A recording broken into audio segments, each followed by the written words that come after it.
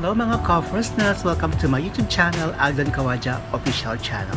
So ngayon mga ka-firstness, magluluto tayo ngayon ng chicken liver kahari. So these are the ingredients, just simple lang, kayang-kaya natin gawin. So yung chicken liver natin mga ka-firstness, binold ko siya ng mga about 10 minutes. So ayan, so let's see. Lutong-luto na, so let's go! So mga hindi pa na-subscribe, so please don't forget to subscribe my YouTube channel, Aldhan Kawaja. Thank you for tuning in mga ka-firstness.